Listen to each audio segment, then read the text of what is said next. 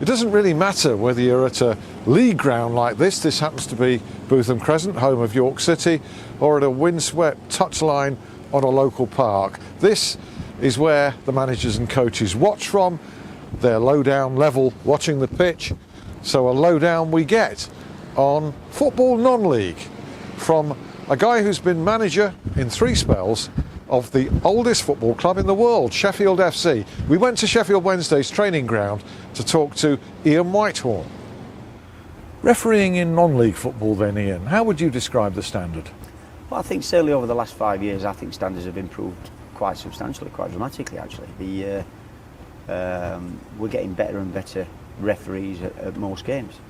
That might not be the answer people would have expected. One of the reasons I put that down to is that I think referees now can see a bit of a career path. As a career, I mean, in the past it might have been somebody who's been refereeing for years and years and years. I think younger kids now are getting in, maybe they didn't find a way into football, but they can find a way into refereeing. So we're getting younger people in there, and I think the knowledge that's being passed down to them by the more experienced guys is definitely rubbing off.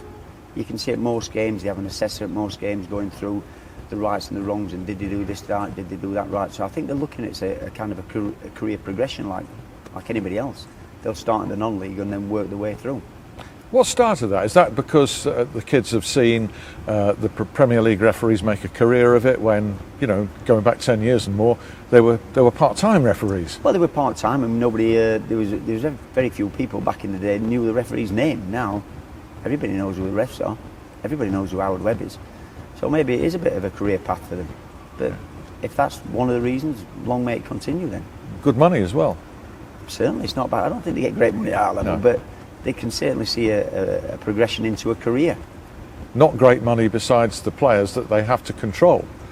Certainly, yeah. And there's a disparity there that you and I, looking in from outside, might say, hang on, you know, the fees for the top referees should be greater than they are. Well, possibly. I mean, the pressure that they're under, they certainly need to be rewarded, and there should be some kind of parity. You're saying referees tend to be younger these days. Does that improve the fitness levels, do you think? Definitely fitter, and they're working hard at the game. They're very approachable. You can speak to them. You're not always going to get the answer that you think you should get. That's football. We can always agree to disagree. But I have seen over the last season or so where you can have a normal conversation with them, and they will admit where they've been wrong. Not very often, but I have had it a couple of times this year where they've said, they've come on, we discussed it after, and they've actually apologised and said, I got that wrong. And realistically, if they say that, your argument's dead. They've said it's wrong, we can't go back. I think you've just got to get on with it and move forward and thank them for their honesty, really. This is a very refreshing view. I certainly think so. Yeah, you've used the word approachable. Yeah. And if I were to talk to Championship, Premier League managers and coaches, I'm sure they'd say at that level the opposite, or many of them do. Well, they probably would, but if it's the case that the referees coming through the non-league system are getting used to speaking to managers on that kind of basis, they might bring that into the game in years to come. Yeah, this is very forward thinking, and the young guys, and it's also, I suppose, do you feel there's a responsibility on blokes like yourself who are managing, say in this instance Sheffield FC, to treat officials with a degree of respect and also to try to educate them? Yeah, much more so, and I think if the referees or the people that are running the referees at our level got together with managers on a regular basis and discuss this, because I still see in the dugouts at games at our level where people are overstepping the mark, really. So I think that's probably old school type thinking. The more you berate a referee, the less you're going to get out of him, in my opinion. It's kind of a human nature thing. If you're right with people, I'm off thinking that I might get a tiny decision our way, and if it's once or twice in the season, I'll take that.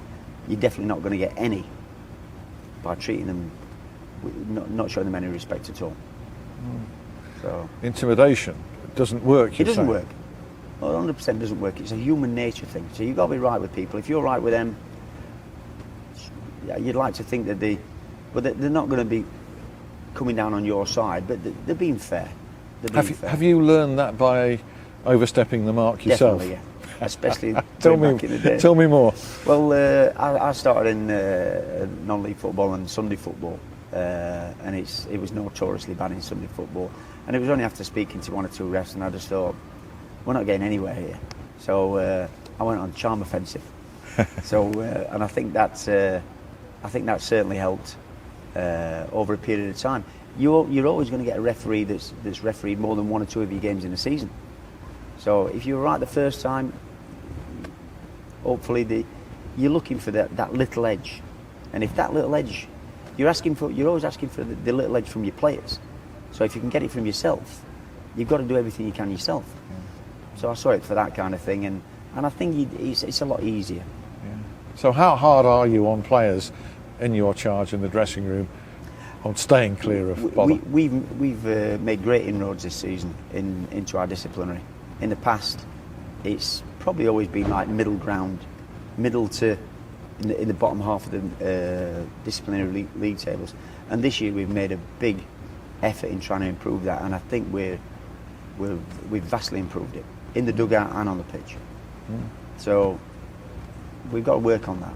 The key thing you seem to have said is communication, approachability, and the two sides, if you like, talking to each other, because really it shouldn't be us and them, should it? No. I always like to go in and speak to the referee after anyway, whatever the result, and basically just say congratulations on your game, one thing and another. And if we've disagreed on something, I'd like to put my point across, they'll put their point across, and then you've always got to part on good terms.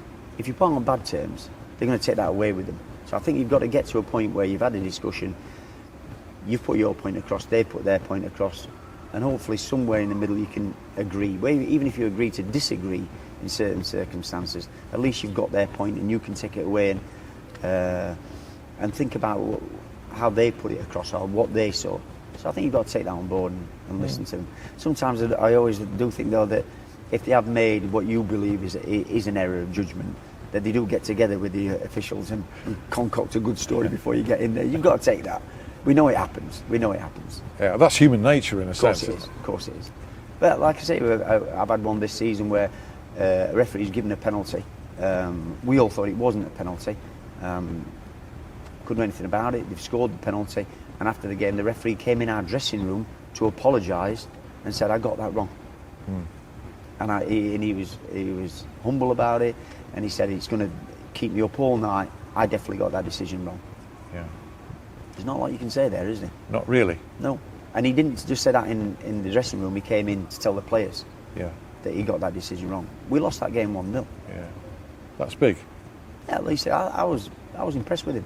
Yeah. I was disappointed in the result, but it kind of takes the edge off you. When somebody's apologised, you can't keep going on and on. No. So I thought from his point of view, if he'd have said no, I definitely thought it was a penalty. We could have carried on arguing. Yeah. The fact that he's come round and said, "I'll hold my hands up, it wasn't."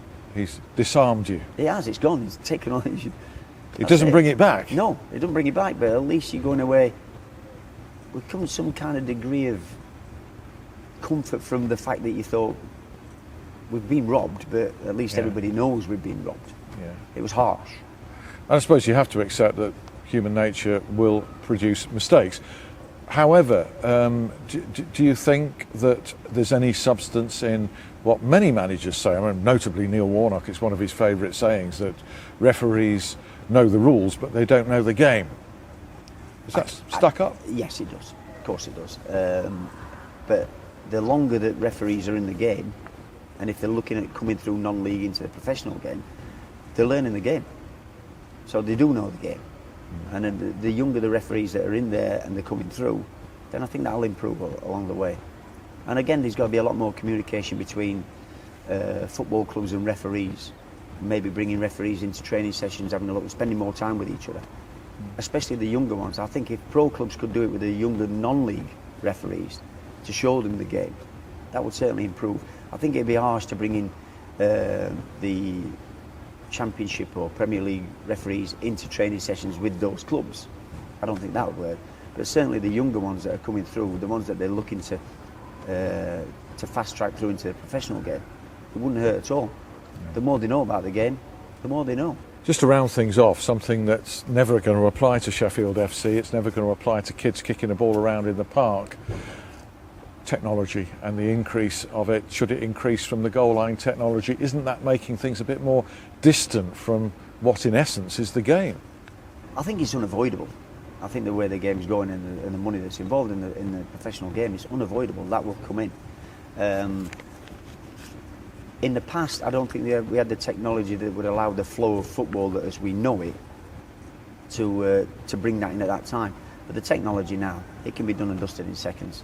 And I think possibly the main money people behind the football now, the big TV companies, they'll see that as an added bonus. Any breaking play, I'm sure that if somebody challenges any kind of decision and they have to go and use technology, we'll go to an ad break.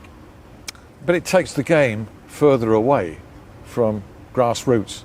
Oh, certainly. And kids kicking around in a playground, and you cannot replicate it. No, we can't replicate that. And I think it will be only ever be able to beat the top clubs. And I don't think it should be taken away from that. No.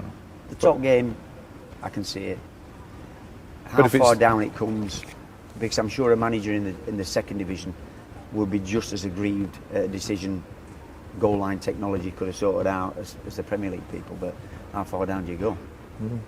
Well, I've discovered a manager who's a great supporter of referees.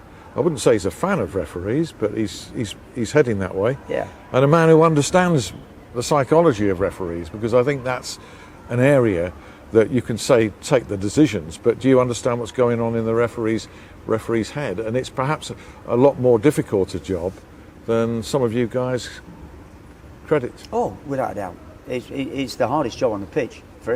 We're all relying on one person. So it is the hardest job. We've all had that where you've complained to a referee about the mistakes he's made and he's had the retort, not as many as your centre forward. and they've got a fair point. Our centre forward won't miss 4 or 5 chances on purpose, and a referee won't make 3 or 4 poor decisions. He won't make them all on purpose. So I think you just got to move on. It's human nature. It's what makes football the game we all love. Brilliant. Thanks, Ian. All right, mate. Enjoyed that. Thank you.